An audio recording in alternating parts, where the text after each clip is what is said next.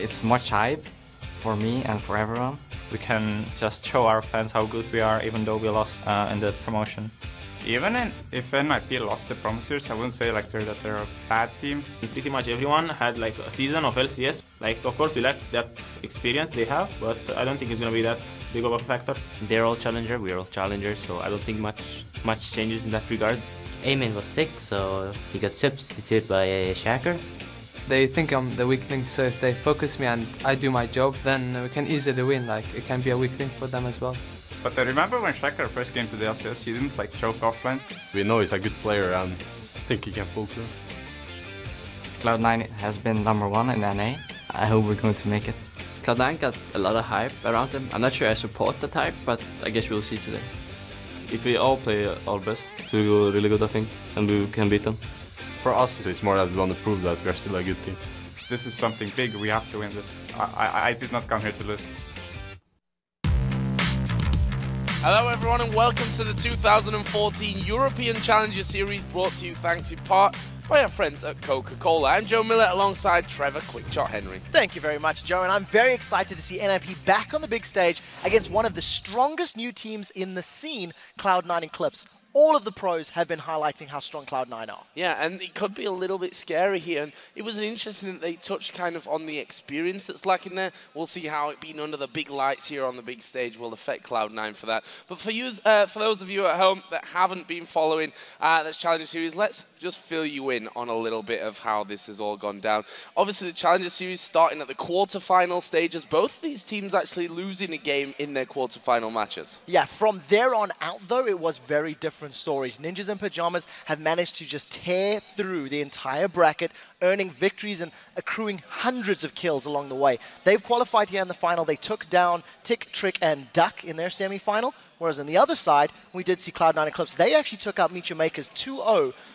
A little bit more difficult of a game, but C9E eventually grabbing themselves that victory. And of course, we did see Meet Your Makers yesterday getting that third place, which gives them that automatic berth into the second spring series that kicks off on February the 27th. Yeah, and after all of that, we're now sitting here in the final match of the first spring series, the best of 3 showdown between the Ninjas in Pyjamas and Cloud9 Eclipse. And for more information on the Challenger Series, Challenger points, as well as the scores, schedules, and more, head over to lolesports.com. Yeah, you can find the European Challenger Series information under the Leagues and Tournaments tab at the top of the page. Now that we're all caught up on what's on the line tonight, let's get to the games. The best of 3 Challenger Series finals between Ninjas in Pyjamas and Cloud9 Eclipse. Now, Cloud9 Eclipse was the top-seeded Rank 5s team, while Ninjas in Pyjamas were the top-ranked team in the entire Challenger Series. And I've got to say, coming into this game, that both of these teams have lived up to their expectations so far. Yeah, and by now, anybody who follows LOL Esports should know the story of Ninjas in Pyjamas.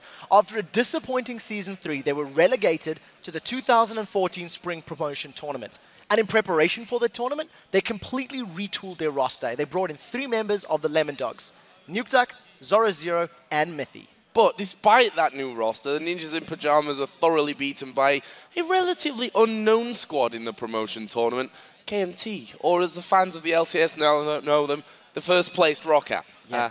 They were kind of good, it turns out. That obviously devastated NIP a little bit, and it dropped them into the Challenger Series, and to be honest, a long road back into the LCS. Yeah, and we're going to touch again on how that started. NIP nearly tripped up before they even got started on that journey. You've already highlighted they lost the first quarterfinal match to SK Gaming Prime. Went 16-22-38. But that stumble out of the gate was the last game that the Ninjas lost in the Challenger Series on their way into tonight's final. Yeah, now here's some awesome numbers. NIP died 22 numbers in that opening night loss to SK Prime. But in the next 4 games, they only died 12 times combined. If you subtract that first game, NIP has a staggering Team KDA of more than 15 in their wins. Yeah, and 2 big reasons for that. NIP has rattled off 4 massive wins in a row. Is there AD carry freeze and their mid laner Nukeduck, who's been literally blowing people up. I see what you did there. Just like when he was on the Lemon Dogs, Assassins are the name of the game as far as Nukeduck is concerned. So far during the course of the Challenger Series, he's played LeBlanc 3 times, Fizz and Zed each once, has got a combined KDA of 11 on those champions, like we can expect him to be picked here today. Freeze, on the other hand, he's leading the entire Challenger Series with an impressive KDA of 18.3. He's only had to respawn 3 times in 5 games. That's a ridiculous... It's a phenomenal number. You just don't see those kind of numbers very often, to be honest. On the other side of the Rift tonight, trying to shut down Freeze and NIP is Cloud9 Eclipse. Now, they were the top-seeded Rank 5 EUS team in this Challenger Series. Yeah, and so far this series, they've shown why they were ranked so highly. They have won 6 out of the 7 games they've played, including a 2-game sweep of Meet Your Makers in those semi-finals. Contrastly, in comparison to NIP, they have way more deaths. Way more deaths. But leading the way for Cloud9 Eclipse in this Challenger Series is their AD carry Hjarnan, which in Swedish means the brain behind everything, similar to Joe. They definitely got the hair behind everything, it appears, as well. And if NIP are using their brains tonight, they will be trying to keep Hjarnan off of Jinx. He ran Jinx both of the games against MYM, put up double-digit kills in both of them. You can see the stats, 39, 13, 28. He has also been playing Lucian, and his Lucian game that he did play, he went 18, 1, and 12 in those 3 games. If you consider how few deaths he's got between those 2 champions, the rest of the team has died cumulatively about 90 times, which is scary. It's a lot of deaths if you compare that to some of the numbers that we saw previously. Let's turn our focus towards tonight's featured matchup, this time between the junglers. NIP's stand-in Shaka versus Cloud9 Eclipse's Co. Yeah, now NIP will be counting on the former EG jungler Shaka, who they've actually just signed up for this week. They're hoping for him to put some early lane pressure down. I feel like Shaka is an aggressive jungler, much like Amin, who, as we've already said, he's out sick this week, and hopefully the transition for NIP won't hurt them too much. Just some very quick background information here for Shaka. He replaced Snoopy in the jungle during the summer split. He's sometimes too aggressive. He went 10, 19, 37. In the 5 games where he played for Evil Geniuses before Snoopy regained his position. But I think very crucially, he's aggressive, he likes to gank, which is what Amin does as well. Yeah, and tonight Shaka's making his Challenger Series debut across the rift from Cloud9's Ku. Now, Ku is an amazingly strong jungler in his own right. He's also incredibly young at only 16. You're allowed to have younger players in the Challenger Series. It's part of the rules. He's picked up 2 First Bloods. He's assisted in 1 in 6 of the games. So, been involved in 50% of his team's First Bloods. 65% kill participation in the Challenger Series. That's on par with LCS level junglers. And the jungle champions he's playing, Lee Sin, Jarvan, Elise, Vine, Gragas. Jarvan's the interesting one. He's grabbed himself 18 kills, 13 deaths, and 36 assists during the course of the Challenger Series so far. Okay, guys, we're just minutes away from the first ever Challenger Series final, so let's take a look at tonight's starting lineups. In the blue corner for Game 1, it's the Ninjas in Pyjamas, with Zorozero in the top lane, Shaka in the jungle, Nuke Duck in the mid lane, AD carry is Freeze, Mithy the support. Starting in the red corner, hoping I get these names right, it is Cloud9 Eclipse. In the top lane, it is Oduamne. In the jungle, it is Ko. Febiven is your mid laner. Hjarnan, the brains behind everything, is your AD carry. And Voidle, well, we know Voidle, he's the support. Yeah, and actually I was reading an interesting article, you can check it out yourselves over on lolesports.com, about Cloud9 Eclipse and their kind of rise. And one of the big points in that was Voidle, the fact that he went to Worlds with Gambit. Like, this is a guy with a ton of experience. Yeah, and not only that, the amount that he was able to soak up and learn from actually competing on a regular basis with the rest of Gambit, we'll see how well it transitions to the rest of his team. Because when we compare and contrast NIP to Cloud9 Eclipse, Cloud9 Eclipse is the upstart, it's the new team. All the hype's around them, because NIP's been there. Everybody knows what NIP can and cannot do, as we've seen in the past. And now we're going to have to see how Cloud9 perform on this big stage. And I want to go a little bit more in depth on Shaka and the whole change for them in the jungle, because for me that's a little bit worrying, obviously, because Amin, if you watch their games back, if you guys at home managed to catch them live, Amin has been such a fantastically important player for them. We are getting into the bans and the picks though, so we're going to be seeing what comes down in there. Well, I think some of the things we need to keep our eyes on is going to have to be Riven. Riven has been banned against Febiven an extensive amount during the course of the Challenger Series, and I don't know if NIP are going to allow that one to slide through.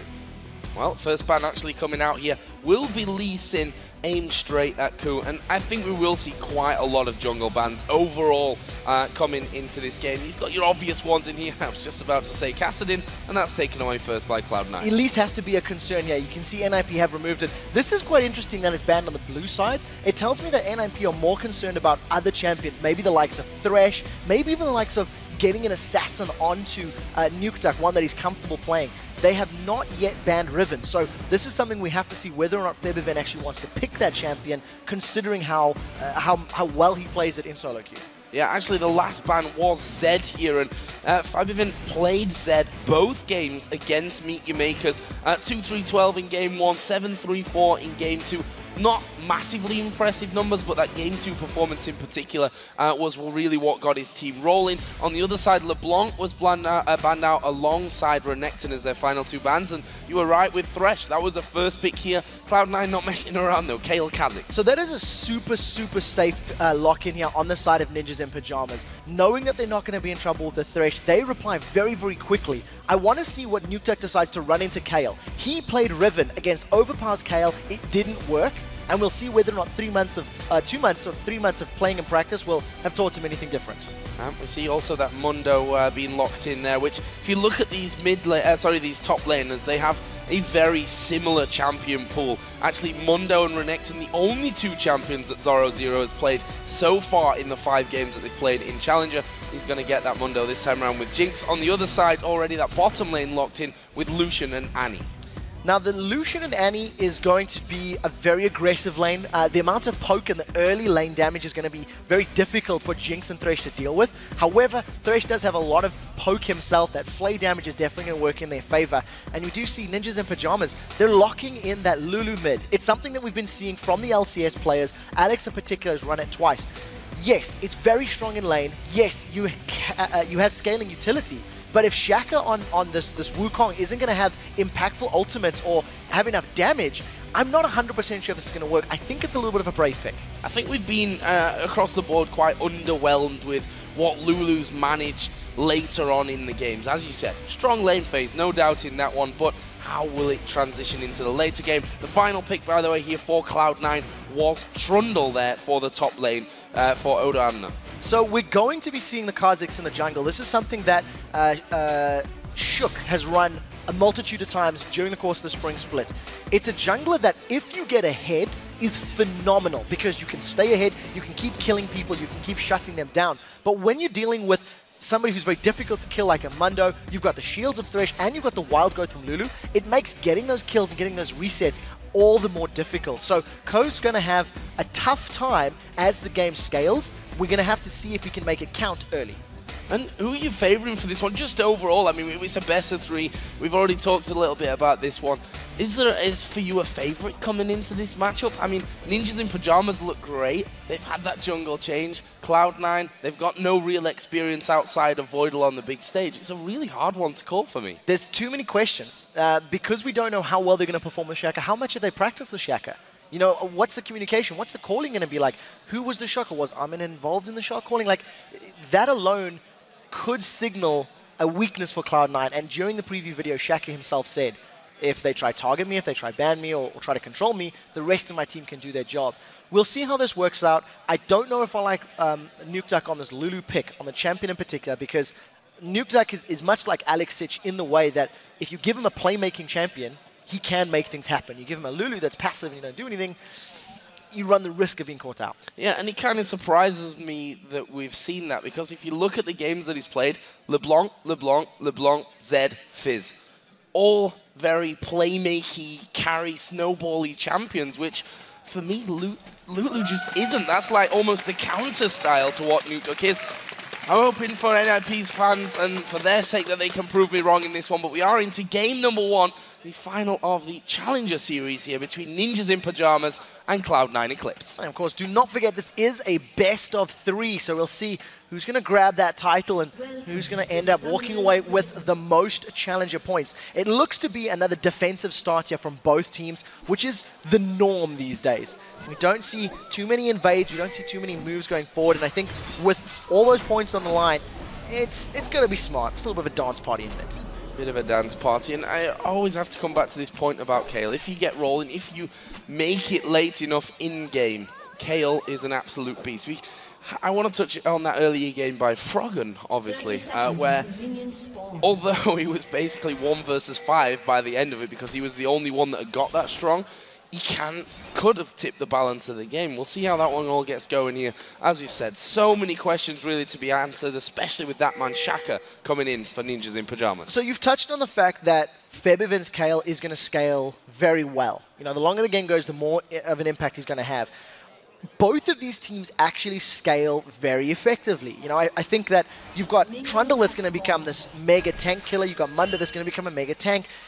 There's a lot more damage sources on the side of Cloud9 Eclipse. So I think the longer the game goes, the more important it's going to be for NIP to find the right fight and get the right pick, because they simply don't have the same abundances of damage all the way down their roster. So we'll see how NIP handle that situation. So it's going to be a top of the jungle start for both teams. Shaka and Zorozero are going to be starting off with the red buff, and over the other side, Ko is going to be helped out by Odoamne to take his red buff away, and then we'll switch across. Obviously mid lane we have Kale versus Lulu, a matchup which is becoming all the more popular. So this is a matchup we have actually seen already. Kautard was playing Kale. The first time we've seen it was Alexich playing Lulu.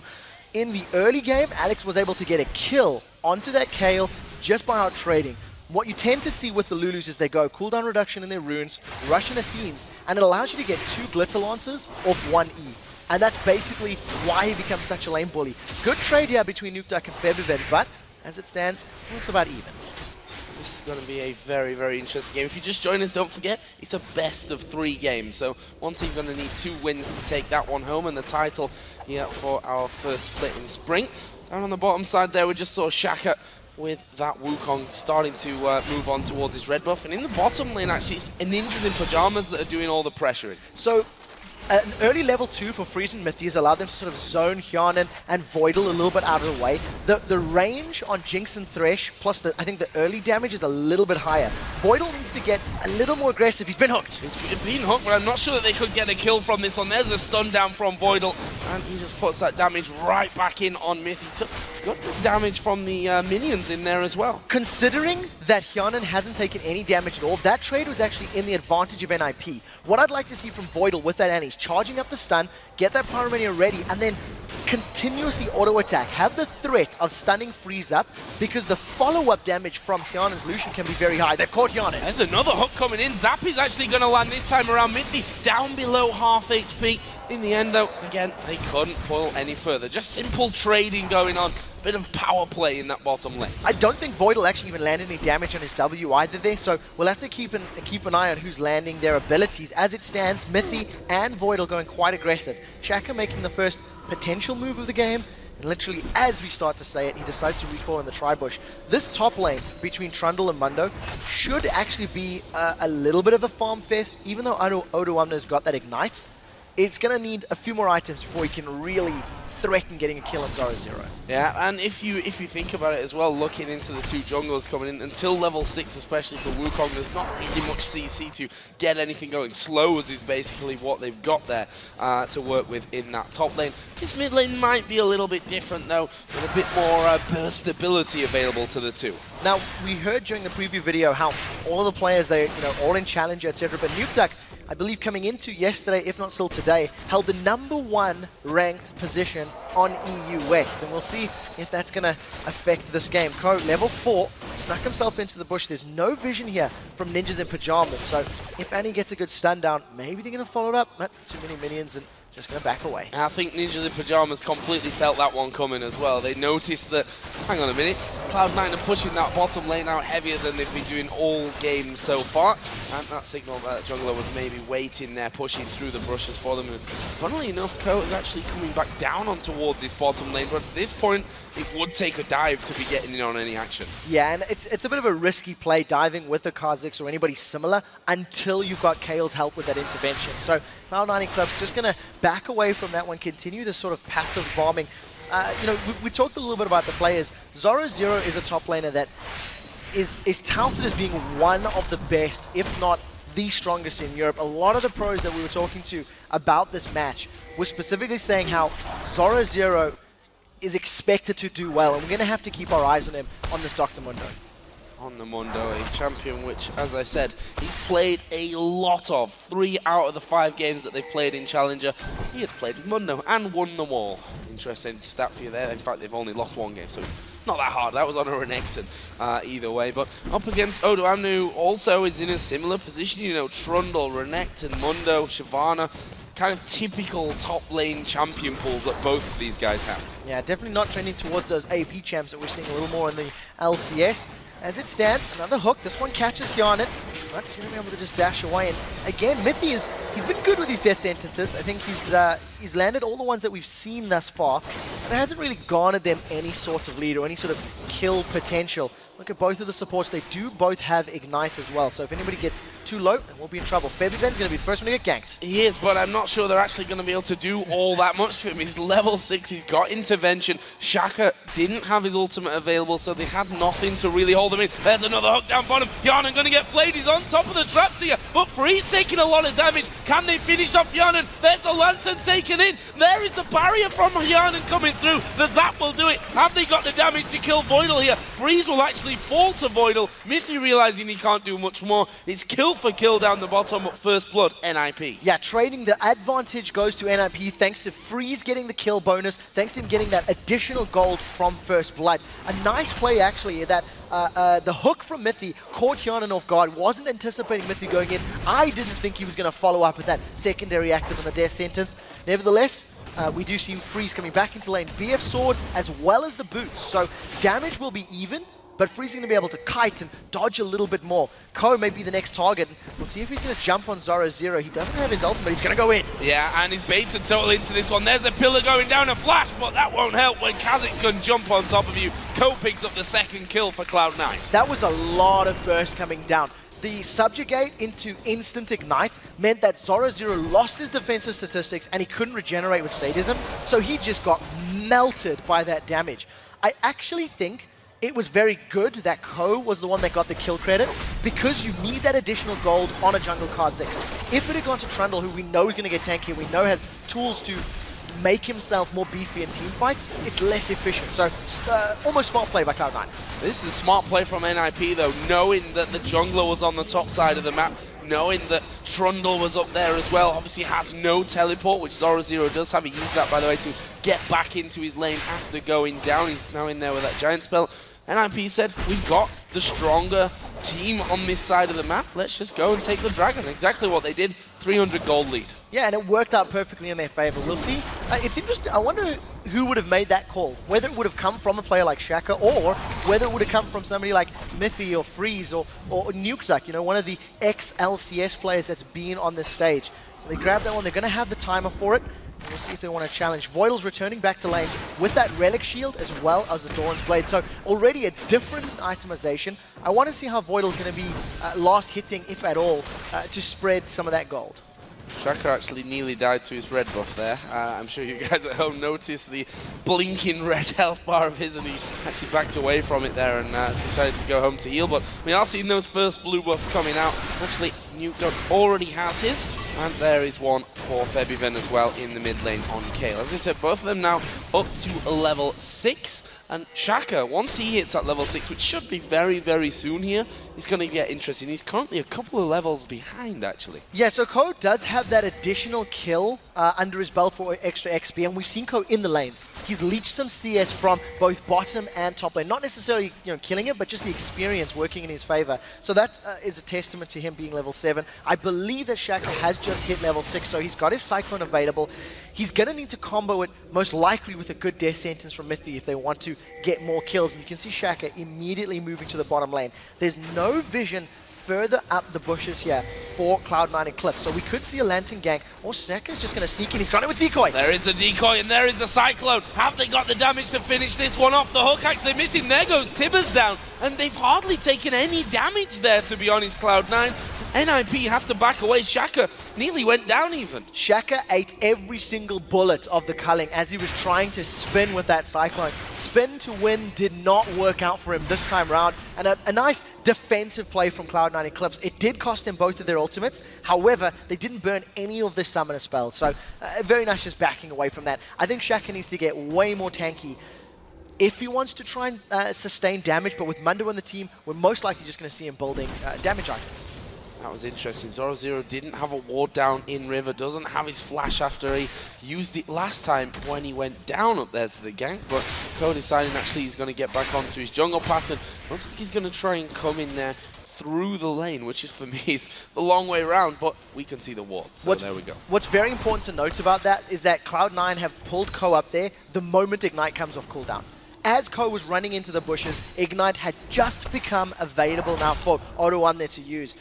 They may wait for Zorozero to push this wave back out, because at this moment in time, there's a lot of minions to deal with, and I'm going to be a little scared. Look at the Shaka, aware of the dive, he's coming in. Shaka coming around, he doesn't have his Cyclone available. Odo1 is going to get caught out from this one, but look at the burst coming out there. There is a kill onto Shaka. Cloud9 start to back away, but they need to be careful here. Nuke Duck's coming up, he stood on top of a pink ward. He's killing the pink ward because why ever not? Kale is coming up there as well in case they needed him, and that will just be a single kill for Cloud9. Again, nicely done. Shaka is so squishy right now, we just saw that. He just got shredded. The Subjugate plus Ignite once again coming down from Odo1 there. Ko was able to jump in from behind, grab them a kill. They've set their sights on Nuke, and there goes Febiven. Yeah, gonna dive in onto him. Do they have the damage here? No. And wow, that's a big hit onto Ko. As he said, Athene's Unholy Grail was rushed out here by Nuke Duck. What we have seen is both of the junglers are squishy. They've caught Voidle now. They've caught Voidle in there. The box has gone down, but I think actually NIP are going to be losing out on damage from this one. Yarnan focusing straight towards Freeze. Half of his health gone. Voidle didn't really take much damage. I'm not quite sure why they were trying to focus Voidle. There wasn't any auto attacks down onto Yarnan. So the moment that Freeze turned his attention to that Annie, Yarnan just said, thank you very much, I'll just keep auto-attacking, Freeze's Jinx, and forced him away. Freeze trying to get these double golems without taking any damage. Resets once or twice. He does a pretty good job of it at the end. Yeah, making sure they go down for him. Obviously, he's got a BF Sword boots in there. And it's been a while since these bot laners go back, so I'm assuming that they are sat on a decent amount of health right now. As we see Zorozero, he might actually get caught out from this. He does now have his flash available. Will use it as well, but almost as quickly as it comes off cooldown, he's back on it again.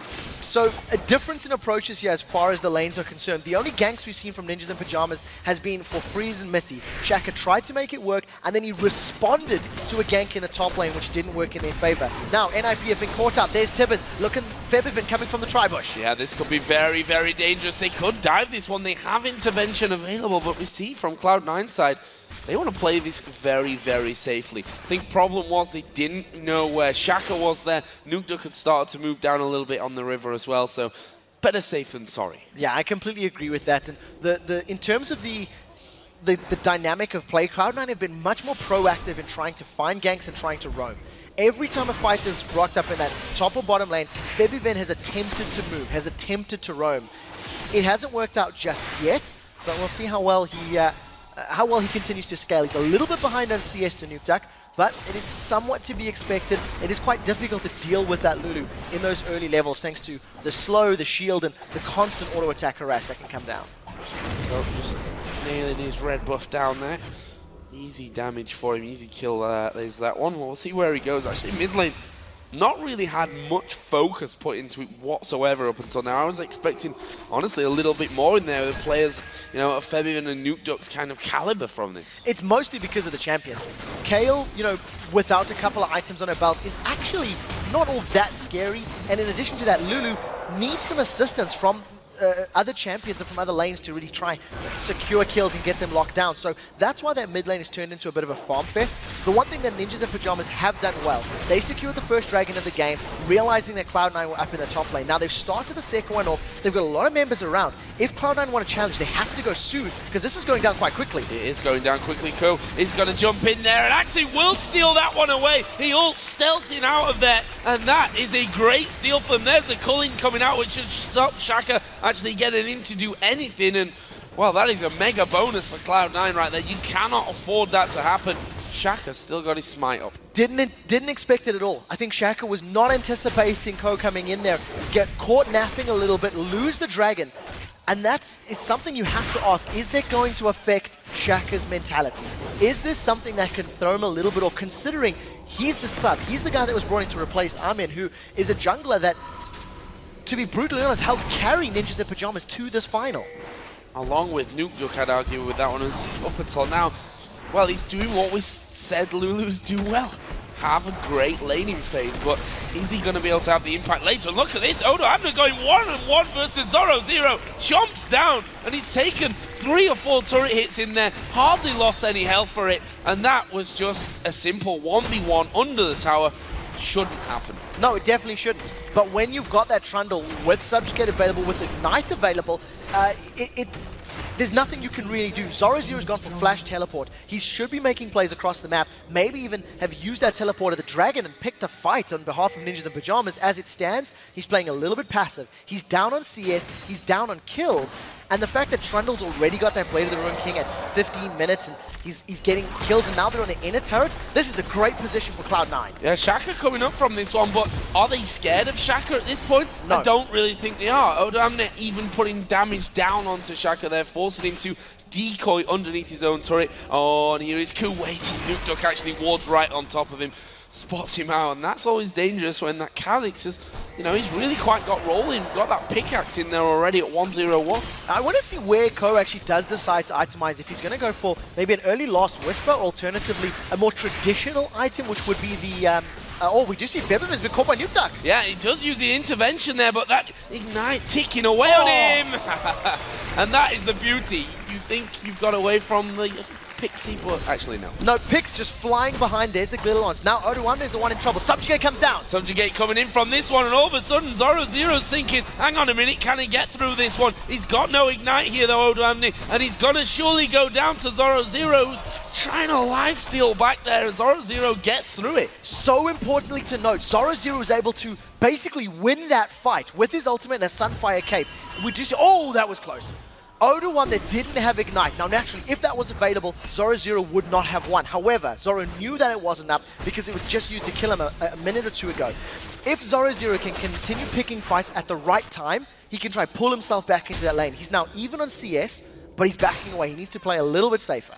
Let's have a look at CS while we're talking about it there. Freeze is ahead down in that bottom lane, has that kill to his name as well. Over on the other side, yeah, we shouldn't also forget the face of the mountain in there, which obviously adds a little bit more in there onto that total that we're seeing. Meanwhile, Kohi are coming around that mid lane. Nukeduck and Mithy are there. Voidle's coming to join in as well, but I think we're just going to see a trade of a few wards. Yeah, I think both of these teams are going to set their sights on these middle turrets as it is right now. Both teams got one turret down. You can see the AD carry of Cloud9 Eclipse is slowly moving up towards this red buff. Cloud9 are doing well at getting vision control. I think they're setting this one up for Dragon. It should be a couple of minutes, 3 or so, until it respawns. And by getting this nice ring of vision, it's going to give Cloud9 the ability to interpret and interact with NIP as and when they move for it.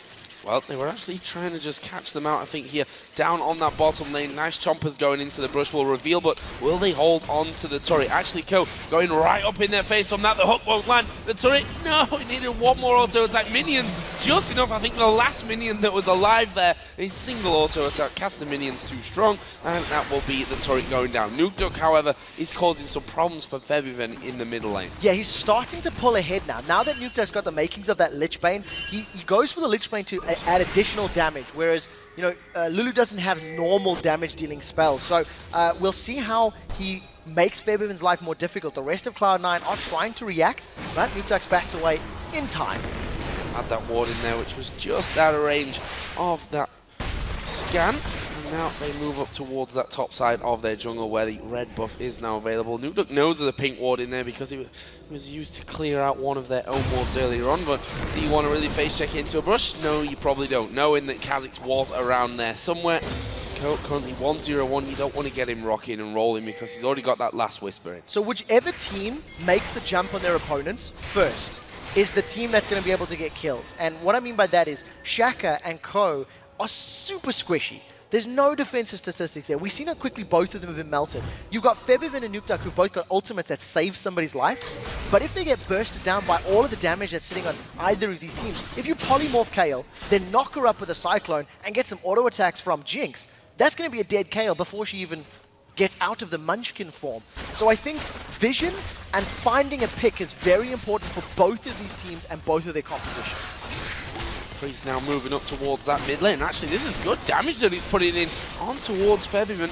And he will lose his tower here, no doubt about that one. Can't really do anything to keep it up. Voidle had come around to try and help out with that one, but Quite simply, too much power in that mid lane with the Lulu, who now has that Lich Bane as well. Yeah, and I'm very happy to see that Shaq has grabbed himself a Giant's Belt, so he's going to be a little less insta-gibbable, but still very squishy. No additional armor or magic resist just yet. Now that Dragon has respawned, we talked about how the vision from Cloud9 is going to let them know where NIP are, but NIP are using those sweeping lenses. They've got 3 of them. They're clearing out the vision of Cloud9, and we do see there's a couple of wards, so this little Dragon dance is going to be happening. The rest of NIP, they're going for the turret, but they split up. They split up from this one. Interesting decision. Shaka and Zorozero there at the front. We're going to see Odo Amna getting right in on top of them, but I'm not sure he's got the damage. Actually, we'll get hooked from this one. This could be bad news for him, as we're going to see him going very low. Shaka going low as well. No kill so now, but here comes Ko jumping in there. Picks up that kill on towards Shaka. Can they chase down for any more here? Ko right at the front trying to get in. He gets hooked. They can burst him down. Great intervention. Tibbers came in as well, but the follow-up's just not there. And now Febiven being constantly slowed down, and he comes to the front. Voidle now getting hooked in as well. The damage can come back. Voidle is still alive, finally gets finished off, and now Hjarnan, in middle of nowhere to be honest, has to try and get away. Flash hook from Mithy. Hjarnan's going to go down from this. It's a double kill for Freeze. Now NIP should go for the Dragon. They've got themselves 2 kills. They did lose 1 though. Shaka did go down during the course of that fight. Cloud9 were able to respond quite well, and you see, I think, the fact that Ninjas in Pyjamas have a new member in their roster, they didn't stack up quickly enough. They were caught a little bit spread out. Luckily for NIP, Cloud9 continued to chase when maybe they should have backed away, and Mithy with some great hooks, allowing NIP some kills on the way out. So far, Mithy has been on point with those hooks. There's no doubt about that one. The flash up there at the end as well, really coming in handy for them. So let's take stock after that fight, after the Dragon goes down. It's currently 5-4 in kills for Cloud9. Look at the goal. It's pretty much bang on even at this stage, 23 minutes in. We've got 2-2 on turrets. Yeah, I mean, it doesn't get much more even than this one. One thing that, again, I want to kind of touch back onto is this Kayle that's just getting stronger and stronger and stronger. Basically a ticking time bomb. And we've seen the impact that Kayles can have. And when you consider that you've got, you know, a little bit of HP on Shaka's Wukong, but 3 other champions that are fairly squishy, you get the burst down from Febiven's Kayle, and you allow Code to sort of hop in there and try get some resets. You have a very scary reset potential team. However, Code cannot afford to get caught out by that hook. He needs to hop in, get a kill, hop out, wait for his rest of his team to then regroup and push forward. And we'll see how Code decides to itemize from here. He's grabbed himself a cloth armor, and the rest of NIP are now grouping towards this top lane. There are pings on this tri-bush, so Cloud9 are aware that NIP are up here. Yeah, actually, Void Spike's just thrown in there. It's Hjarnan going to get caught out somewhat by Nukeduck. Does he want to follow through? He's got no flash, so couldn't get over the wall on top of him there and keep that one going. In the end, no kills for either side of things. Yeah, 50% of Hjarnan's HP was lost by the little one. So Shaq has been caught. He has been caught out, but he manages to take the lantern there back to safety, use the decoy, and takes the ride home. And Nip are actually pushing here in that mid lane. And that's Jinx and that's a Lulu who's got a Lich Bane in there. I'm sorry, but that tower's not lasting long. There's nothing you can do to stop that. The tower pushing power of a Jinx plus a Lulu, and the fact that they've got great escapes. Lulu's going to be able to throw down that Whimsy on herself, get the speed boost up, plus Jinx's passive is just going to allow them to get out cleanly, safely, and that's exactly what happened in that situation. So NIP take the tower lead, but they are still looking for a kill in the top lane. They want to get this last outer turret. If Mithy gets a hook, they will dive Odo-1 there, but I think if he doesn't get a hook, they should just focus the tower down. Ko is there as well. Shaka just backing off with the decoy. There is the hook. And the minions are gone. They start to back away from things. Zorozero can tank up there, especially now that that Freeze has come in on Jinx with that assassination potential when he's got that super mega death rocket. I'll get it out in a second. And they do take out the turret and just back away. Now this is something that we've also got to touch on, is how many champions in NIP are good at taking down those towers. You've got an attack damage steroid on Dr. Mundo. You've got Wukong, who can use his crushing blow on towers. We've already touched on the Lich Bane and the Jinx. Once NIP get to a tower, it will not last very long. And this is something that Cloud9 need to prevent.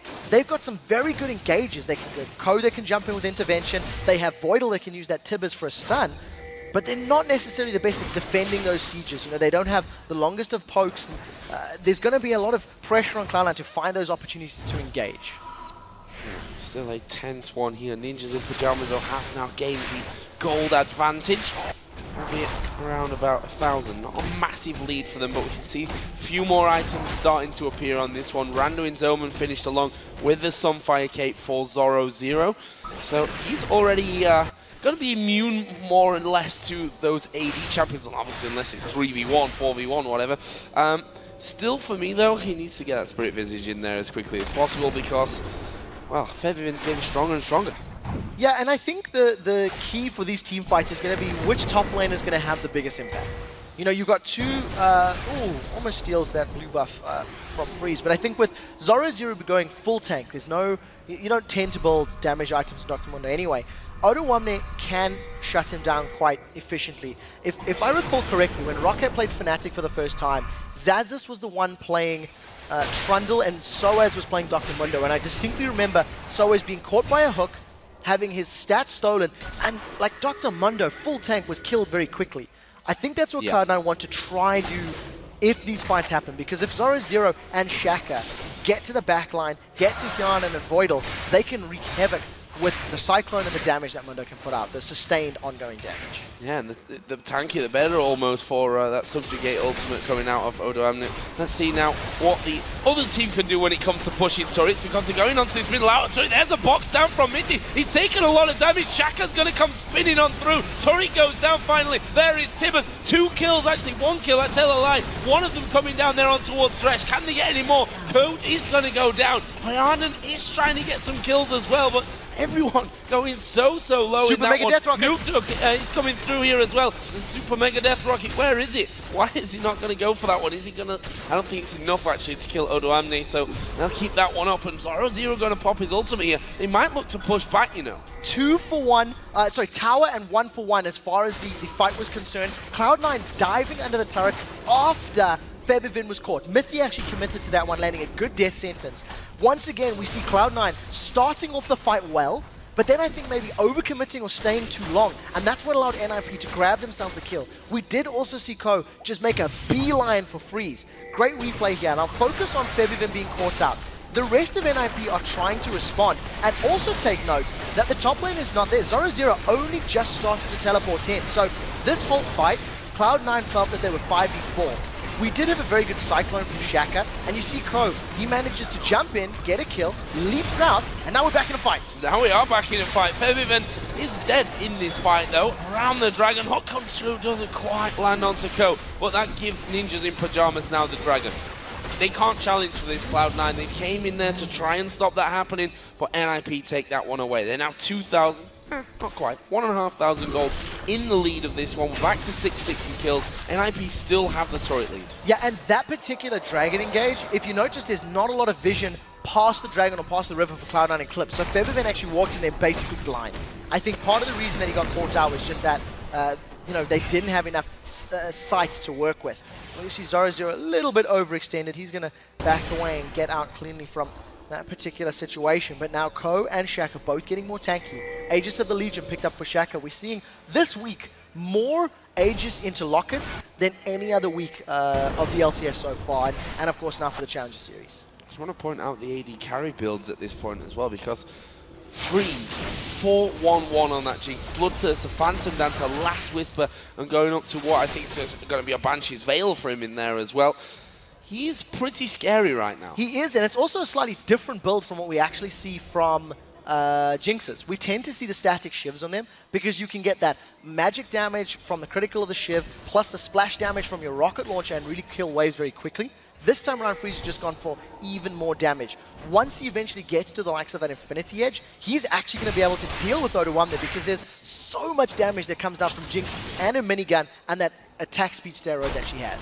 Just seeing a few wards being put down by Baron as well here, so that whole game is going to start to kick off basically between Mithy and Voidle to see who can get the best wards down and who can clear them out. Straight away after that one, we saw there Mithy a little bit cautious. He's on his own there in that Baron pit, so needs to watch out somewhat how far he actually goes through here, and he knows that ward's obviously in because he's already done one chunk of damage to it, and he will regain that ward control. But again, sweeping lenses pretty much across the map. We've got 7 in the game so far. Yeah, 4 on the side of NIP, 3 on the side of Cloud9. Considering the amount of wards we had in the early game, both teams have realized that they're pushing quite aggressively actually into opponent's territory. So making sure you have that vision control is definitely going to pay dividends. Ko just basically scouting the Baron. Just wants to see. There was no vision there for Cloud9. You can see there's no wards in that pit, thanks to NIP's good positioning of that pink ward. And again, it's just use the sweeping lens, deny the vision, and force your opponents to make a move. Cloud9 and NIP, we touched on how they both want to get a pick. They both want to get a kill, and then they can do other stuff, and that's what they're trying to do now. Who's going to be able to get that one? The hook, something of a setup device there. We can see that actually Voidle's flash is coming off cooldown here soon, so that's always a big option for Cloud9. Actually, in that last fight, he did manage to flash in there and get Tibbers down onto the AD carry at the back. The problem that they had was there was no damage, no one able to get in there and follow things up. NIP have started Baron, but we can see Cloud9 pushing it. Yeah, we do see, oh, that hook was so close to connecting. Nice ward comes down from Cloud9, and Ninjas in Pyjamas, they're trying to use Baron as a bait. Teleport is about to become available now for Zorozero, so one way or the other, NIP are applying pressure on this map and forcing Cloud9 to react to them. As long as NIP don't get surprised, if Cloud9 jump on them with a big fight, NIP can continue doing this until they either get in a turret or a Baron. Zoro may be the target of a subjugate. We'll see if Odoamne goes in, decides against it. And I think this bottom lane is going to pretty much go like that for a while here. Back and forth as Zorozero tries to open up a bit of an opportunity on the map for his team. We see that the Locket of the Iron Solari is now in fact finished in there for Shaka, so it's going to give him a bit more when it comes to team fights. What I like about that, we just see Ko right now, and that Locket's going to be very important in trying to prevent that first or second reset.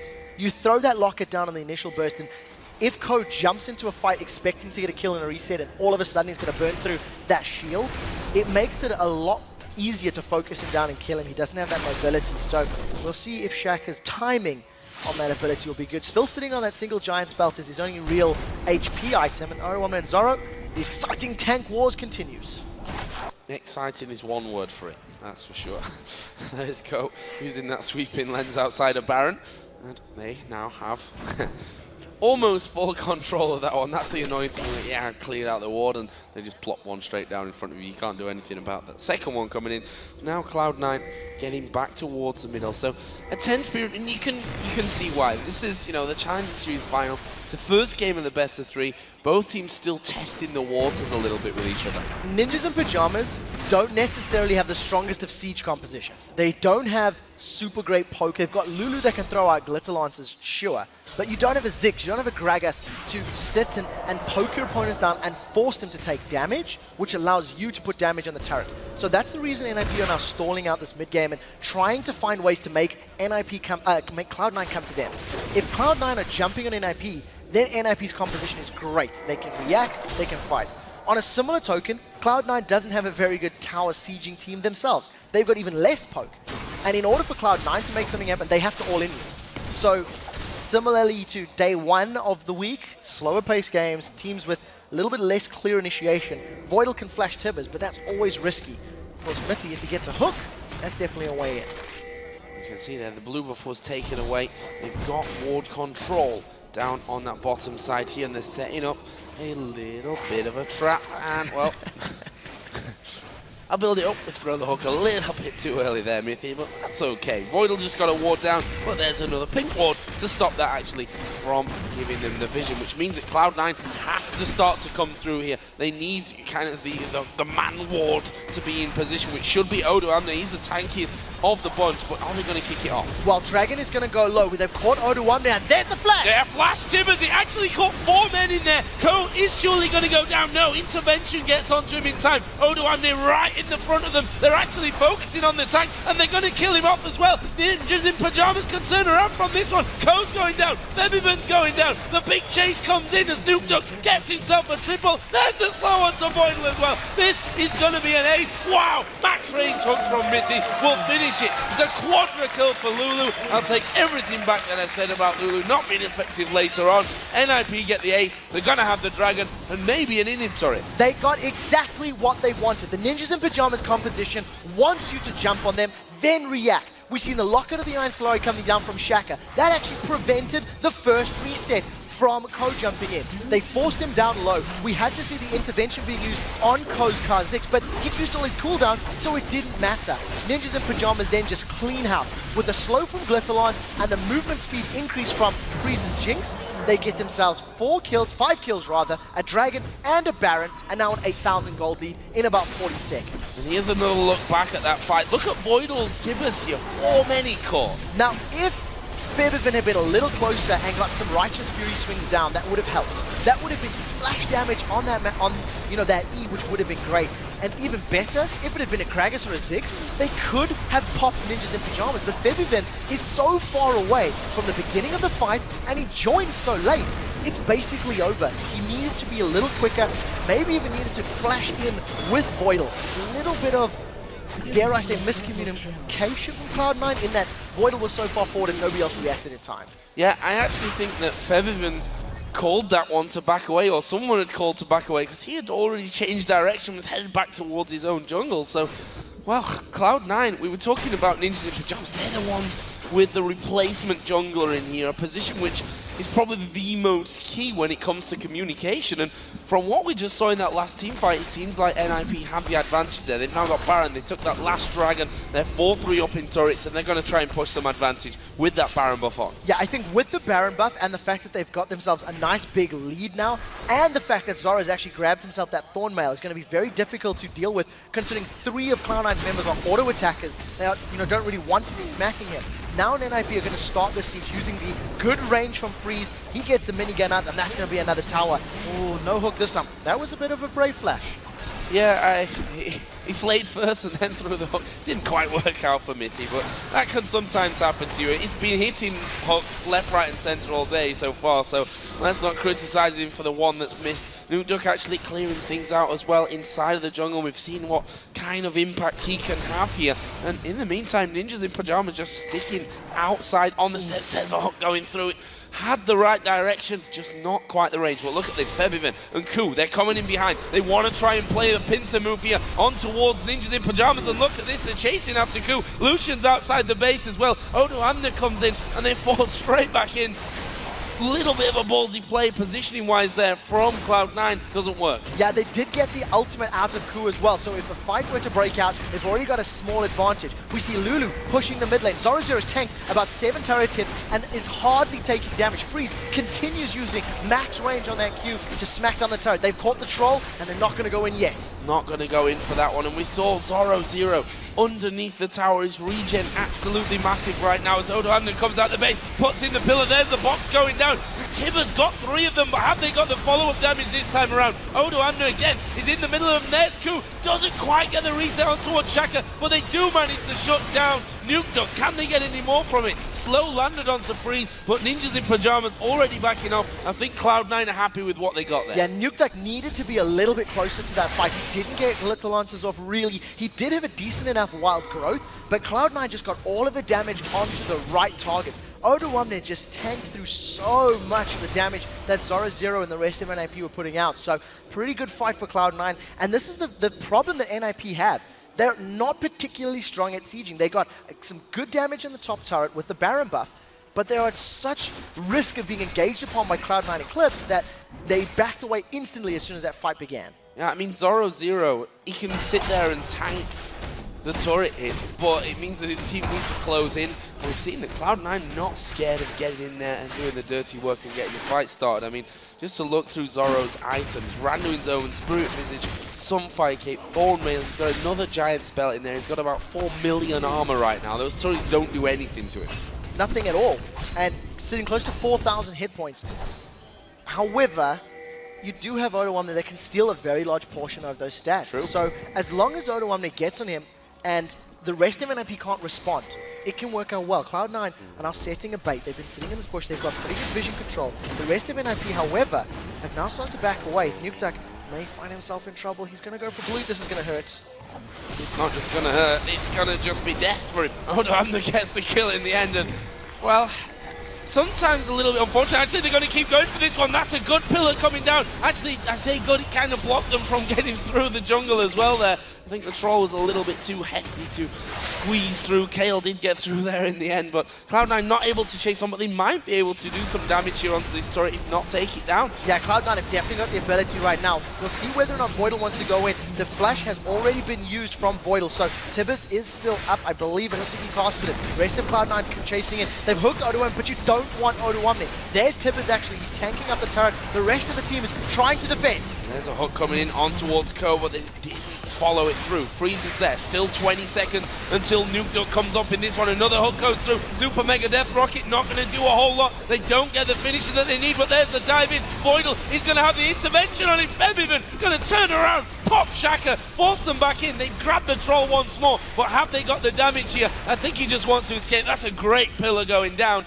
and it will be Cloud9 able to walk away from this one with that inhibitor and the inhibitor going down. And they grabbed themselves some kills on the way out as well. So a decent enough attempt from Ninjas in Pyjamas, but they just got caught out. All of this came from the fact that Cloud9 were able to get vision of the blue buff, realized that NIP were just going to move up for the blue. Cloud9 had stolen it, got themselves a kill, and now they have map control. With super minions going down the middle lane, Cloud9 should be able to start trying to siege themselves, force NIP to respond to super minions, and then again, go for a 5v4 kind of fight. It's a very good decision from Cloud9. See the tankier items now coming in.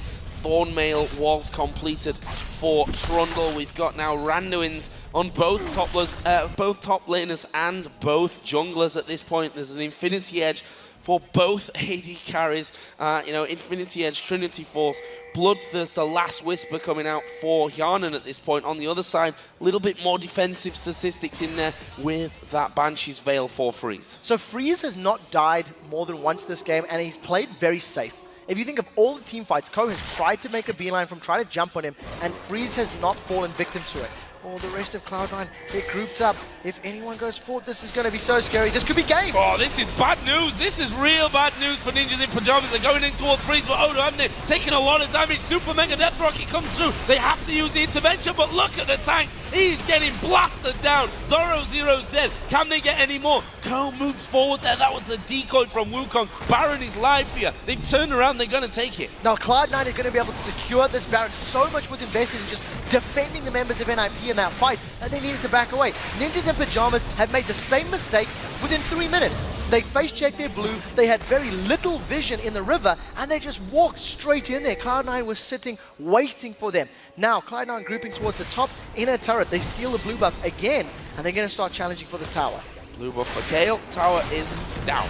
No chance to save that one for NIP, which means that mid lane not only has no inhibitor, with super minions pushed in fact I think there's a double super minion wave coming straight down there by now. Cloud9 are just going to sit and wait on the steps of this top lane until they have to deal with those super minions coming in. Ko getting connected onto, but look how fast they kill the towers. Yeah, that was a decent enough catch, but without Zorozero to run in and try tank the fight, they didn't want to engage. There is a lot of damage coming down from Freeze. Odoamne is in trouble. Odoamne is in trouble from this one. Ko actually is going to get away from it, jumping out, but Freeze does manage to get the killing blow. Oh, that's a good flash, actually. I think the Zap would have landed, would have got the slowdown there on towards Febiven, and he possibly would have been dead as Zorozero comes flying in. There's the culling. Well, it doesn't really do a lot. That's a good dodge away, though, from the briefcase. But with the ulti running, is he going to be able to dodge another one? Yes, he is. Flash over into the race. Good play, a lot used there by Hjarnan, but you have to give him credit. He probably would have died if one of those briefcases landed. Definitely. With the briefcase plus the Glitterlons, it would have cost them. The rest of Ninjas in Pyjamas are trying to defend their Nexus turrets from the double waves of super minions from top and middle, and now that they've backed away, they have defended them. A good chunk of damage is missing from that left Nexus turret, and Cloud9 and Eclipse, having 2 inhibitors down from NIP, are now in, once again, complete control of this game. Cloud9 grouping towards this bottom lane. They're going to set their sights on that last inner turret and then just start sieging the third tower. Once again, using the tools they have available, using the lanes that they've won in their favor. Cloud9 just having a bit of a shopping spree as well. Locket of the Iron Solari for Voidle on Annie. We see a Malmortius coming in for Ku on Kha'Zix. Death Cap finish now for Febiven on Kale if he wasn't already doing enough. But look at this. NIP waiting. Cloud9 not going to fall for their own trick. No, not this time round. Good scouting there from Ko. Even though they didn't have the vision, they could smell something was up. Were able to avoid getting caught out. I want to see how how Cloud9 now decide to siege. It is only a 4,000 gold lead, but because of Super Minions that, and the Baron buff, it's actually going to be worth a little bit more. And the way Cloud9 have basically won their fights and won this mid-game is by catching NIP off guard, and then when they had the numbers advantage, tower diving. It's going to be a straight-up 5v5, and these next team fights, if NIP make one mistake, it's going to cost them the game. It will cost them the game. Febiven is destroying turrets at this point. They do not last long once they come in. Oh, they're actually coming from the side. I think they might just back away, yeah. I think a wise decision here from Ninjas in Pyjamas anyway. They are going to back off. We've got super minions coming in top lane. The minions in the mid lane are starting to push through as well. It's currently a 5 versus 4 down in the bottom lane. They have to make a decision to bring Zoro down or leave him up in the top lane to defend. They managed to get a good zap onto Hyana, but nobody else from NIP could actually respond. We do see Zorozero. He was moving as if he wanted to defend that last turret. Now he's moved to the top lane. Zorozero reading the situation fairly well. Cloud9 have not committed to the tower. They've decided to go for the exposed inhibitor. Death Sentence doesn't connect with anybody that Ninjas in Pyjamas want. Now we are going to see a 5 versus 5. Another Death Sentence goes wide. Mithy needs to get a connect. Flash Tibbets! Flash Tibbets comes down. Nuke getting a load of damage in onto him there. Shaka actually is going to surely go down. No, he's spinning away at the back. Mithy will die though, and that's going to give them the opportunity to chase in there for more. Zorozero's right at the front of them. Actually, good damage from Freeze coming in. Odoamne finding himself all alone all of a sudden in the back of his base. He has to flash away from that. Gets out of range, but Nuke still chasing in. He will pick up the kill onto Odoamne, and in the end, that's a 1-for-1. 1-for-1 trade, and that was with a great initiation from Voidle. This time Cloud9 were able to respond. I think Freeze actually fired his Super Mega Death Rocket while the intervention was up. Freeze needs to delay that a little bit. He needs to keep his eyes open for that ability. Cloud9 did, however, get the inhibitor. So trading 1 kill for 1 kill, but getting the super minions to push down the lane, I still think they're going to be a little bit happy with that situation. We're going to need to see how Cloud9 once again continue to siege. The only thing Cloud9 can do is initiate and fight, because they don't have very good sieging, they don't have very good poke. If Cloud9 aren't going all in, they're not really going to be able to beat NIP. Well, there are 3... Oh, sorry, I tell a lie, because the bottom inhibitor has now respawned. There are 2 inhibitors down at this point. We can see those red lines on the minimap streaming in towards the Ninjas in Pyjamas base. Top inhib has just respawned. As I said, bottom one, I was lying earlier on, because the turret's still there. You could have at least corrected me, Trev, on that one. I was waiting. We've had 3 respawns. We've had 3 respawns on this inhibs. Super Mini is down the middle lane, and Baron coming up in 2 minutes. I almost feel like Cloud9 may want to try pull Ninjas in Pyjamas towards them. I think that what's worked for Cloud9 so far is getting superior vision control and forcing Ninjas in Pyjamas to react. And when Cloud9 are forcing NIP to play on their terms, Cloud9 are winning. That's how they've won this. They've pulled themselves back into the game. This Lulu is now, yes, has got great damage with that glitter lance, but has become a little bit more utility-centric. Has got very good slows and going to be reliant on wild growthing either Zorozero or Shaka in these bigger team fights. See that a Warmogs has been completed for Dr. Mundo. I think that actually happened quite a while ago and just didn't quite touch on that one. So I don't know exactly how much HP Zorozero's got at this point of things, but one could imagine that it's a lot. 4,794, almost 5,000 HP. Halfway to 9,000. Over halfway if you can do maths. I think the fact that these teams don't have strong initiation, it's frustrating to play, and it's a little bit frustrating to watch, because the only way to make something happen is to get a good flash engage from Voidle or to get a death sentence from Mithy. And Mithy's death sentence has been very good. However, he's caught Odoamne in these sieging situations. It goes out so close to catching Ko. They probably would have gone in on that one had it connected. Now, a Locket is available now for Voidle, so if any of that burst damage comes down, Voidle should be able to block some of it. And again, see, Cloud9, they want to find a pick. They want to engage when they have a numbers advantage, and we don't have traditional engages, so I'm going to back away and play it safe. Baron is coming up in 20 seconds though, so that may give Cloud9 a bit more confidence to get in there and get things rolling at this point. Actually, they've pinged the bottom lane here. They might want to be thinking about sending someone off there to split push. Zorozero, of course, does have a TP. Look at this though, they're sat inside Baron. Yeah, this is going to be so scary. They've jumped in! Here comes the trap, they dive in. Shaka's going low. He does manage to get the Cyclone off Ko. Does get hooked in there as well. Can they damage him enough? No, he jumps out of the party, and that's a 1-for-0. 70 seconds spawn timers. They go back towards Baron Pit. Will they start this one off? Yes, they will. As Hook comes in, but it lands on the troll. troll. Not the target that you're looking for. Co getting good heals here as well, as they do bring the troll in once again. Taking a lot of damage, but there is a Baron. Meanwhile, Voidle going low. Will be finished off here by Freeze. They're actually doing well in this fight here, Ninjas in Pyjamas. Are they going to get another one? No. Co flashes out to the backside. Yarn on the target, and look at the speed of Zorozero in there with the teleport and those home guard boots. Co is super low. There's the slow on Tiana. There's the shutdown. They can keep going. Flash from Freeze is going to take out Co here as well. Takes the lantern back as well. And that is a 3-for-1. Now the rest of Cloud9 are trying to get some more map presence. There are minions pushing the bottom wave. Febiven has got himself into the base. He's going to set his sights on the inhibitors. He should be able to get one easily. And a back away, doesn't want to give up more. That speed that Zorozero had wasn't even home guard. That was just his ultimate plus the coin. Now he's running, still has his teleport available. So if NIP can get 1 or 2 more kills, they may even be able to play the map if they decide to. That's a flash killer Lance. Wow. That is ridiculous damage, but Febiven turns it around. Intervention's not going to save you there, I'm afraid. That's 4 men dead. Look, Annie's up in 15, but they've only got Odo and NIP might be able to do it. Well, we'll see what they can do. There are minions on the bottom wave. There are super minions pushing through middle. So it's going to make life a little more difficult for Ninjas in Pyjamas. We need to see when Freeze gets to this tower. Nukeduck is doing a good job of killing his turrets, but it's taking a little bit longer than NIP wanted. They should be able to get the inhibitor and back away. Tower's now going to fall. Still 3 members of Cloud9 dead. What a game this one is turning out to be. That inhibitor will fall here. What will Ninjas in Pyjamas do? They've got minions down on the bottom side. It makes sense. Go for that bottom in turrets, but the respawns are coming in. It'll leave 4 men alive for Cloud9, and to be honest, Ninjas in Pyjamas might be comfortable with that. Cloud9 cannot defend this. Even with 4 members alive, there is too much damage from the rest of NIP. Freeze has sold his boots, and he's picked up a Zephyr as his 6th item. The reason that fight was won for Ninjas in Pyjamas is because all of the ultimates were unavailable for Cloud9 Eclipse. Subjugate had been used, the intervention had been used, and all Freeze did is stood at max range with Fishbones the rocket launcher, hitting critical hit after critical hit, thanks to that Fancy Dancer and Infinity Edge, and allowed NIP to get themselves back into this game, and arguably now in control of the game. Well, they've had the gold lead pretty much the entire time. That's the interesting thing about this one. Cloud9 had bullied them back, had taken down 2 inhibitors. Only the bottom lane still has that inhib turret left standing. And wow, 52 minutes into this match.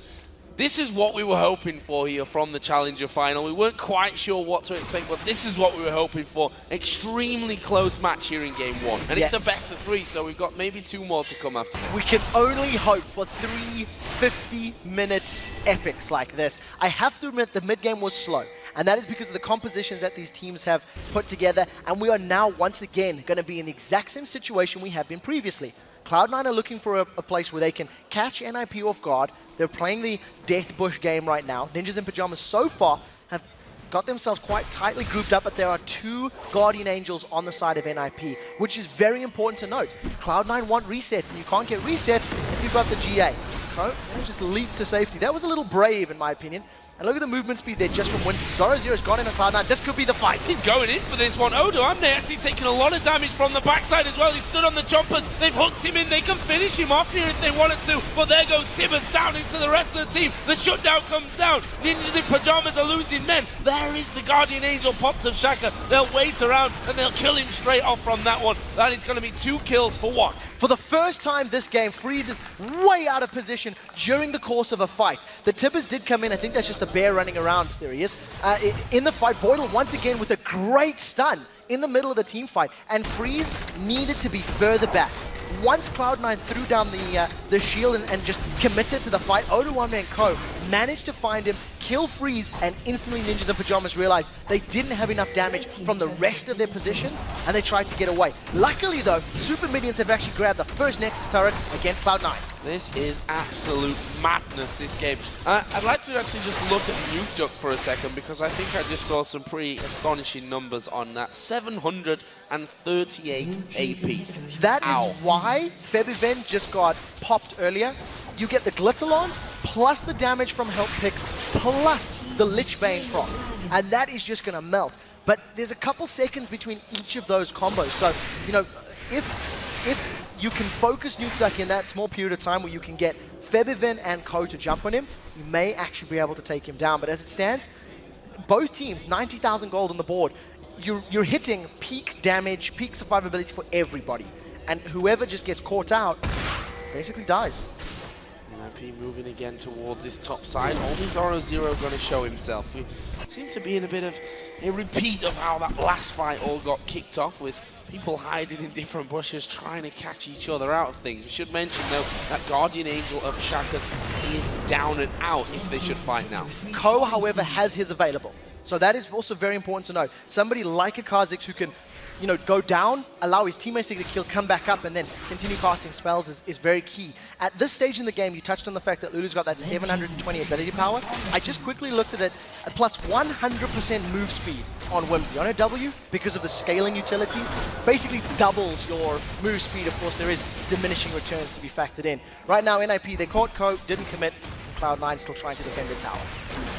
Inhibitor has now respawned there in the bottom lane for Cloud9. They're trying to catch in on towards Ko, but he speeds away from that one. Middle and bottom Inhibitor, of course, they're open there. We've almost got the mirror image bases going on right now, with just the top lane left alive for Cloud9 Eclipse and the bottom lane Inhibitor turret alive for Ninjas in Pyjamas, and they're so both very, very wary of going in. We're almost 1 hour into this matchup. Ko was trying to wait in the wings. He was trying to flank, and now Shaka is a little bit overextended. Ninjas in Pyjamas are kind of split up. If Cloud9 can get a good engage in somebody, this could be their moment, but the fact of the matter is Cloud9 were a little bit split up there as well. NIP cannot afford to be caught out. We see Breeze going in. This is the start of the fight. Ko jumps in there. Shaka is going to decoy away to the backside. Zorozero taking a lot of damage. The hook actually lands onto Oda under there. They don't have Lulu, but Lulu is coming down. It's going to come in from the side of this nuke. Moves around there. Can he take anyone out? Ko not taking masses of damage there from that one. Shaka's gone in with the Cyclone. Tibbers is already down. Shaka is going to fall. That's going to be the first kill here coming out for Cloud9. Can they get any more? Intervention comes down. Zorozero, he's very, very low from this one. Decides to skip away from the Lantern, and I think NIP is going to walk away. Baron's live right now. We might see that fight in Fight and fall. That's the word. Nukeduck managed to get the tower. During the course of the Fight and fall in the mid lane, Nukeduck got the top inhibitor turret. So there are only Nexus turrets standing for Cloud9. We did see Nukeduck coming in from the side of the fight, but it was too late. Well, this might be a backdoor. Zorozero is going to try go for Inhibitor. Oh, they've caught Mithy! They've caught Mithy out, but who cares about Mithy? Let's have a look at the Inhibitor, because they are pushing through that one right now, and it looks like Cloud9 might try and go for this one. Are we going to have the base race going on? The Inhib has fallen, but Cloud9 are charging down the mid lane, and I think with Kale and with Lucian there, they can probably win out from this one. Double recalls coming in from the Cloud9 base. There is a zap landing onto Ku. Inhibitor goes down. Super Mega Death Rocket only lands onto Oda Amna. They may try and finish this one off. Ko taking a big burst out there from Nukeduck, but he doesn't go down. He still has his GA. There is so much pressure on Ninjas in Pyjamas right now. They've got 3 members, but there are 2 GAs. Both Freeze and Zorozero need to be taken down twice in order to be killed. Nukeduck is going to continue trying to slow down the members of Cloud9. They're low on mana. Their cooldowns aren't necessarily available, and as it stands, Cloud9 get away, but that was the makings of a base race. Zorozero teleported in to get that inhibitor. Now, Cloud9 setting up, as a death bush. Baron's up. They're going to try bait it. We've seen this already. They're actually starting Baron. They're starting Baron, and I tell you what, Baron is not going to last long here.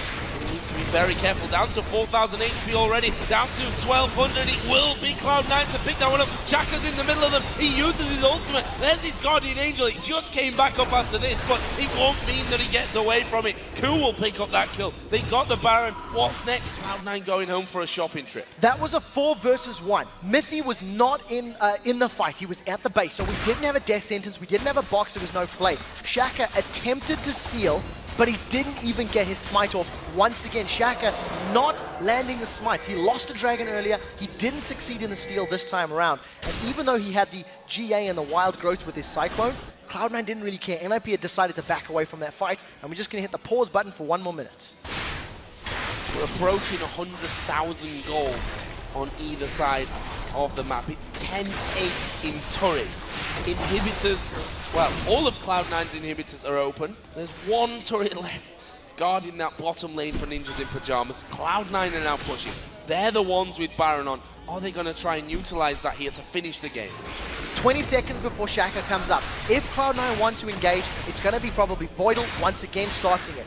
Using the coin into going to a Tibbers is the best way to do this, but they've got to get through the Guardian Angels of NIP. Now, Oduwamne is going to start this one. Subjugate hasn't been burned yet, so we're not convinced the fight's going to happen, and it's just this dance, waiting for the first bit of CC to connect. Cloud9 get the inhibitor and back away. Oduwamne is down to half HP, though. They might fancy their chances from this one. Super Mega Death Rocket goes through. There's Ku diving into the middle of them. Who's the damage source going to come from? It's Shaka that dives in there. Ku going to take a lot of damage. He has that Guardian Angel, though, so he's coming back into play in just a second.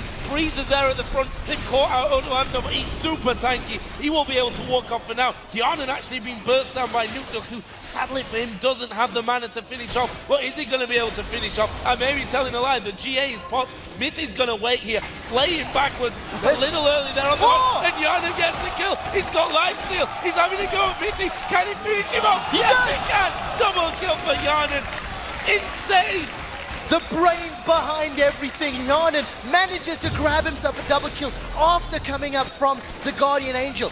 Mithy throws out the death sentence half a second too early. It didn't get the root. It didn't lock him down. Now the rest of Cloud9, they got the inhibitor in the top lane. There are super minions in the middle lane, and Ninjas in Pyjamas are scrambling to defend. Febiven is picking a fight with Freeze, but he's got to get through that GA. He's got to get through that GA and through the damage that Freeze can throw his way. That's a nice intervention. There comes the zap. He gets the slow. He should be able to finish this one off here. Doesn't have mana to keep going through. Febiven is getting away from this one. Freeze decides not to keep going, but we've got super minions running into the base now. Freeze has sold his Zephyr and repurchased boots. He grabbed himself another set of Berserker's Greaves, this time around with the Furor upgrade to get that movement speed while chasing.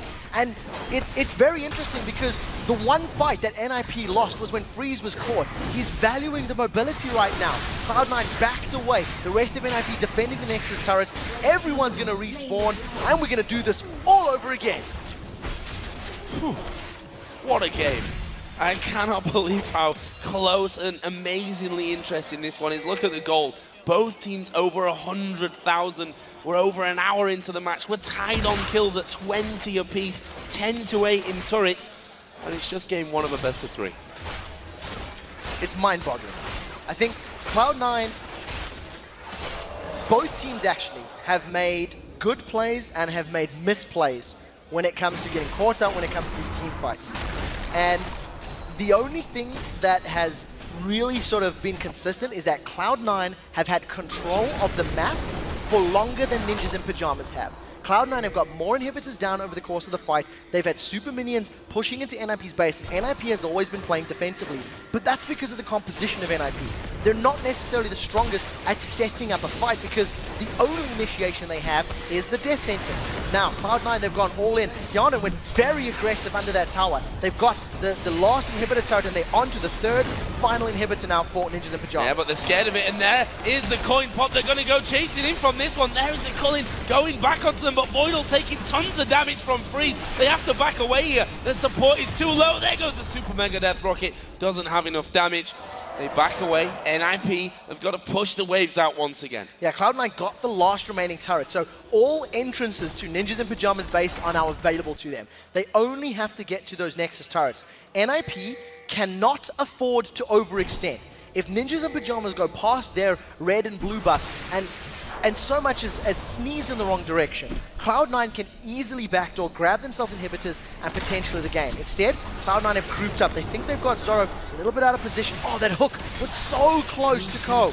He's been dropped low by that Glitzerlance, and again, Cloud9 looking for an opening, looking for an initiation. He's got no Guardian Angel here. That is down at the moment for Ko. Everyone else has their Guardian Angel available to them though, so just to keep that one in mind, and probably the danger and why Cloud9 are thinking, you know, we need to be a little bit more careful about this one when he doesn't have that up for himself. Cloud9 need to be even more careful than Ninjas in Pyjamas, because if Cloud9 lose 1 or 2 members in and around this area of the map, and Nukeduck is able to interrupt everybody else from getting back to their base, you could see Zorozero teleporting to the backlines, teleporting to a minion that maybe pushes towards Cloud9's side of the base and could grab himself an inhibitor. I think that's what Ninjas in Pyjamas need to try and do to wrestle some map presence back.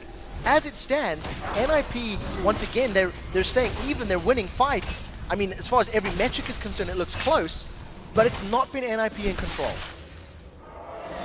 Baron is coming up here in 45 seconds as well. You see the NIP pushing this mid lane straight back out there. Hyanin gonna have a bit of a dig at Zorozero, and actually they're gonna catch Zorozero completely out from this one. He may go down. No, he comes in. Wild Growth goes down. Who's gonna jump in there? Cyclone comes back. Super Mega Death Rock. He doesn't finish anyone off. Shaka going low, but all the damage goes to his decoy. He gets himself over the wall, but there is Ko diving in again. They actually pop the talisman, start to back away. The hook flashed away from as well.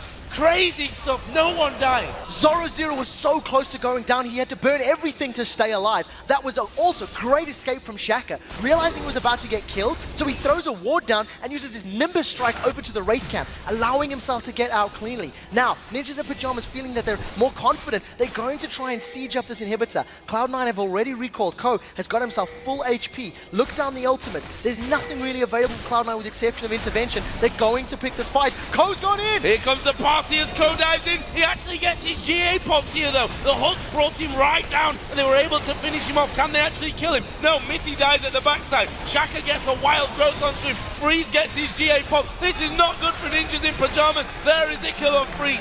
3 men down. It's 5 versus 2 right now. Surely Cloud9 can do this one. Why have they gone back in? I think they know that this one's over. Zorozero gets his Guardian Angel pop. But as he comes back up, they're going to throw everything at him once again. And they will be able to finish him off here. It's going to take a while. Radwin's coming in there as well. He is still running away from this one. Massive flow. And actually, you know what? Screw it. It's still alive. Zorozero gets away from that. They're going to both recall. But Cloud9 are pushing. They've got minions on the inhib already. There's no ways that these 2 members of Ninjas in Pyjamas can defend against 4 members of Cloud9. Cloud9 are going to try get to the inhibitors. We'll see if they siege down the Nexus turrets. There are a lot of minions to work with as they grab the first inhibitor in the siege. The rest of Cloud9 are now grouped up, and Zorozero and Nukeduck have to do a monumental task of defending. Let's see how they do. 20 seconds is what they've got to hold on for. Nukeduck actually going to use his Sonias there. Febiven used the intervention on himself, and I think this is going to be the game here. We do see Febiven go down, but they're focusing the Nexus. It's finished off. Cloud9 Eclipse make up game #1 after 67.5 minutes. My God, was that fantastic. Non-stop action in the late game. Once these teams decided to commit to objectives, they went all in, and they went in all in multiple times. The look of happiness on the faces of Cloud9 was immense, and if you look at Ninjas in Pyjamas, the weakness was there. They had no clear initiation. They didn't necessarily have the strongest wave clear, and once Cloud9 got up to the turrets, it made their lives very difficult. It was a tough one to cast there as well. So much action, so much back and forth. When you were approaching 70 minutes, you know it's going to be a good game anyway. 22-23 finished in kills. Just want to point out the gold here as well, just for interesting times. Ninjas in Pyjamas, 109,000.1. On the other side, 109.3 after 67 minutes of the game. That is just so ridiculous. The control that Cloud9 garnered by grabbing towers and inhibitors is what allowed them to actually win this game. Yeah. Every single time a team fight was won by either team, it was only Cloud9 that could actually convert it to objectives. Ninjas in Pyjamas got a lot of towers, please don't get me wrong, but as the game went on, they'd win one team fight and grab 3 towers and inhibitor. Then win one team fight and sneak an inhibitor. And in this situation, it was just earlier the inhibitors were being grabbed by Cloud9, and it was a very dramatic game. Well, guys, we've got to take a quick break so I can resupply my oxygen. But when we return, it's time for the second game in tonight's Challenger Finals. And if it's anything like that last one, it's going to be damn good. So, a rematch between Cloud9 Eclipse and Ninjas in Pyjamas is coming right up, right after this.